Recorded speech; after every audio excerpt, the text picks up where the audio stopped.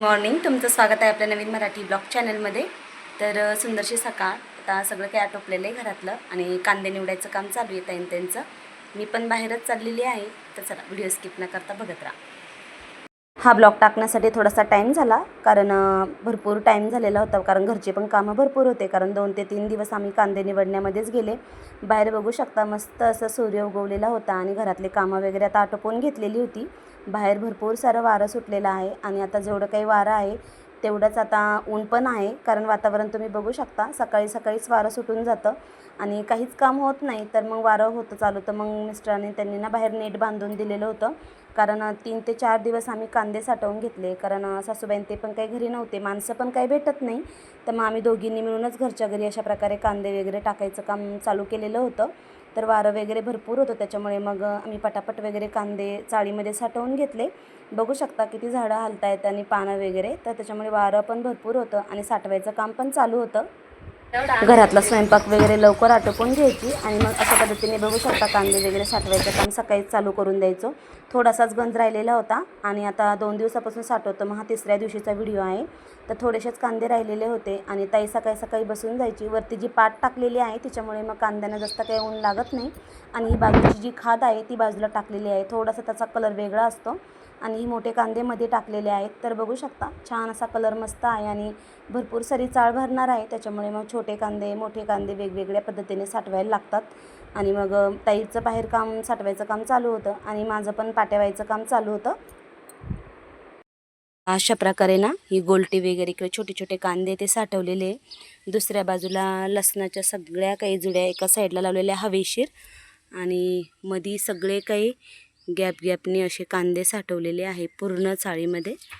तर छान असं ठेवलेलं आहे मस्त हवेशीर, कारण कांद्यांना ना थोडंसं असं वातावरण जरा चांगलं लागतं आणि थंड हवेशीर भरपूर सारं वारं आणि मग लसणाच्या जुड्या आणि ते बाजूला ठेवलेलं आहे. तर छान असे मस्त साठवून ठेवलेले आहे कांदे आज सगळे काही साठवून झालेले आहे. तर आता 5 ते 6 वाजलेले, चहा पाणी वगैरे करते आणि आता संध्याकाळच्या स्वयंपाकाची तयारी. चला, व्हिडिओ स्किप न करता बघत राहा. त्यांना आवडतो चायनीज राईस. आता सगळे काही कांदे भरून झालेले, त्याच्यामुळे मग थकवा आल्यासारखा झालेला आहे. स्वयंपाक काही बनवणार नाही आहे, तर मस्तपैकी असा ठेल्यावर जसा चायनीज राईस मिळतो तशा प्रकारचा बनवायचा आहे, पण सोयाबीन टाकून बनवणार आहे. तर अगदी वेगळ्या पद्धतीने सिंपल असा. तर चला, तुम्हाला मी रेसिपी शेअर करते. चला, कुकरमध्ये ना थोडंसं पाणी टाकून घेतलं. 1 किलो तांदूळ घेतलेले मी आहे बासमती. थोडेसे जुने आहेत आणि थोडासा तुकडा पण आहे त्याच्यामध्ये. मोकळा भात होण्यासाठी ना बासमती तांदळाचाच वापर करायचा आणि जर तुमच्याकडे रेशनचा असेल तर तो पण यूज करू शकता, त्याचाही भात खूप छान लागतो. तर मी ना थोडंसं कुकरमध्ये पाणी ठेवलेलं होतं. कमी पाण्यामध्येच हा थोडंसं बॉईल करायचा असतो भात, त्याच्यामुळे मोकळा मोकळा होतो. आणि त्यानंतर मग थोडंसं हळद पावडर, थोडंसं तेल आणि मीठ टाकून घेतलं चवीकरता. हळद पावडर याकरता टाकली की नंतर काही म्हणजे कलर वगैरे भाताला लवकर येत नाही, तर मग भातामध्येच ऑलरेडी शिजताना हळद पावडर टाकून घेतली. आणि मग सोयाबीन घेतलेली होती. सोयाबीन चांगली अशी बॉईल करून घेतली आणि त्याच्यामध्ये ना मग चांगली निथळून घेतल्याच्यानंतर मैदा आणि थोडंसं कॉर्नफ्लोअर टाकलेलं आहे आणि मिक्स तेल बाजूला तापत ठेवून दिलेलं होतं. आणि मग सॉसेसचे पाऊच काढलेले, ते dark soya sauce, red chilli sauce आणि शेजवान केचप. तर माझ्याकडे जेवढ्या भाज्या होत्या तेवढ्या कट करून घेतल्या. सिमला मिरची होती आणि कांदा थोडासा उभा असा आडवा थोडासा कापून घेतलेला होता आणि तिखटमध्ये थोडीशी हिरवी मिरची आणि लसूण वगैरे कट करून घेतलेला होता. भात आता थंड झालेला होता, मोकळा असा काढून घेतलेला होता, परातीमध्ये मोकळा करून घेतला. त्यानंतर मग सोयाबीनमध्ये जे कॉर्नफ्लोअर आणि मैदा टाकलेला होता, मग त्याच्यामध्ये थोडीशी लाल तिखट टाकलं, मीठ टाकलं आणि मग चांगलं थोडंसं पाणी टाकून एकजीव करून घेतलं, भज्याचं पीठ जसं करतो तशा प्रकारे. आणि मग एकदम कडकडीत तेल तापल्याच्यानंतर कमी गॅसवर छान प्रकारे अशी सोयाबीन फ्राय करून घेतलेले आहेत आणि त्याच्यामुळे मग चव चांगली येते, भाताला पण चव चांगली येते आणि मुलं आवडीने खातात. तर अशा प्रकारे मग सोयाबीन सगळी अशा प्रकारे तळून घेतलेली आहे. आणि मग ज्या काही भाज्या कट करून घेतलेल्या होत्या उरलेल्या तेलामध्ये, मग त्या पण आता मला दुसऱ्या बाजूला मी दुसरी कढई ठेवलेली होती, कारण तापण्यासाठी. जास्त कडक जर ज्यावेळेस कढई तापते त्याच वेळेस मग फ्रायचा भात चांगला होत असतो, कारण आपण ज्यावेळेस गाड्यावर वगैरे भात खायला जातो त्यावेळेस आपण बघत असतो नेहमी की भात कशाप्रकारे जास्त फ्लेमवर आपला परतवला जातो. तर जास्त प्रमाणात क्वांटिटी होती, त्याच्यामुळे मग मोठ्या गॅसवर ठेवलेला होता आणि दुसऱ्या बाजूला मग फ्राईड राईस मसाला काढून घेतलेला होता आणि जे काही आपली सूपचा जो मसाला होता तो देखील कोमट पाण्यामध्ये एकजीव करून घेतलेला होता. तोपर्यंत सोयाबीन सगळेच काही तळून झालेले होते. बघू शकता मस्त असे क्रिस्पी आणि छान असे मस्त कलर आलेला होता. तर सगळे काही सोयाबीन तळून घेतलेला होता, कारण भात जास्त प्रमाणात होता त्याच्यामुळे सोयाबीन पण जास्त प्रमाणात घेतलेली होती. आणि आता दुसऱ्या कढईमध्ये ना, कढईत गरम झाल्याच्या नंतर थोडंसं तेल टाकून घेतलं आणि मग आपलं काही जे कट केलेले होते आपले लसूण आणि हिरवी मिरची ते पण टाकून घेतले. तर कांदा उभा चिरलेला होता तो टाकला, चांगल्या मोठ्या फ्लेमवर परतवून घेतलेला आहे आणि सिमला मिरची देखील टाकून घेतली. छान असे मस्त हाफ फ्राय करून घ्यायचे आणि मग त्याच्यामध्ये आपल्याला जे काही सॉसेस वगैरे आहे ते टाकून घ्यायचे आहेत. छान असं परतून घेतल्याच्या नंतर ना, मग त्याच्यामध्ये सॉसेस वगैरे टाकून घ्यायचे. तर आपलं जे काही विनेगर असतं ते पण मी टाकलेलं आहे थोडंसं, कारण ना भाज्यांची टेस्ट आणि चांगल्या प्रकारे त्या फ्राय होतात. तर बघू शकता ते पण थोडंसं 1 चमचा टाकलं विनेगर आणि त्यानंतर मग आपला soya sauce dark soya sauce होता, रेड चिली सॉस आणि आपला जो शेजवान सॉस असतो तो टाकून घेतला.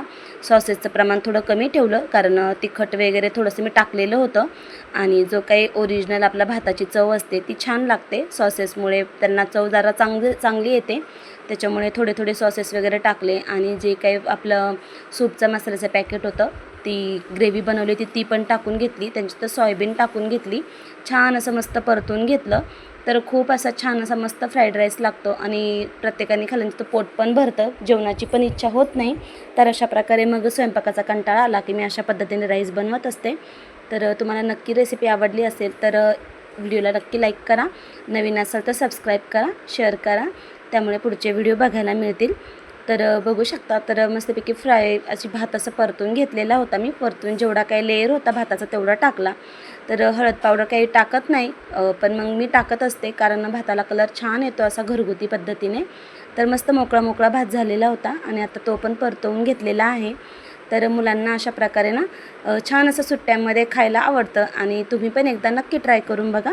तर भाताचा कलर तुम्ही बघू शकता, अगदी मस्त आणि छान आलेला होता. सोयाबीनमुळे मुलांना भात खूप आवडतो.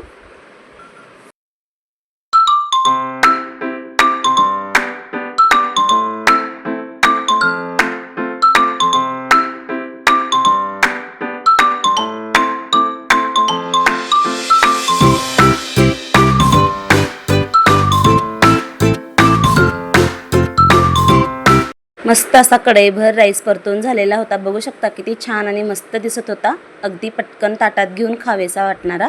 तर मुलांना सगळ्यांनाच काही वाढून दिलेलं होतं आणि आता आम्ही पण खाऊन वगैरे घेतलं, थकलेलो खूप होतो. आणि त्यानंतर ना मग आता मिस्टरांना पण जायचं होतं, त्याच्यामुळे त्यांची पण तयारी करून द्यायची होती. त्यांना माहूरगडला जायचं होतं. अधिक मास महिन्यामुळे ना कोणी ना कोणी असं बाहेरगावी देवदर्शनाकरता आणि कुलदेवीची ओटी भरण्याकरता जात असतं.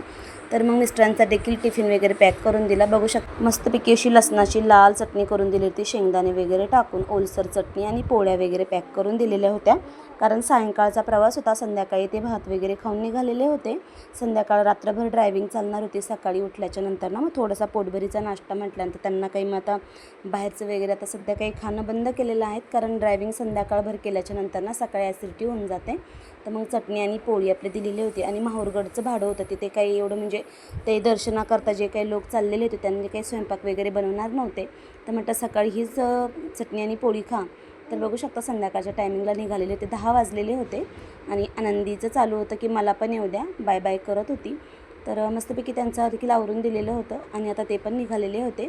तर व्हिडिओ आवडला असल्यास नक्की लाईक करा, शेअर करा, सबस्क्राईब करायला विसरू नका. भेटूया अशाच एका नवीन ब्लॉगमध्ये. तोपर्यंत सगळ्या ताईंना बाय बाय.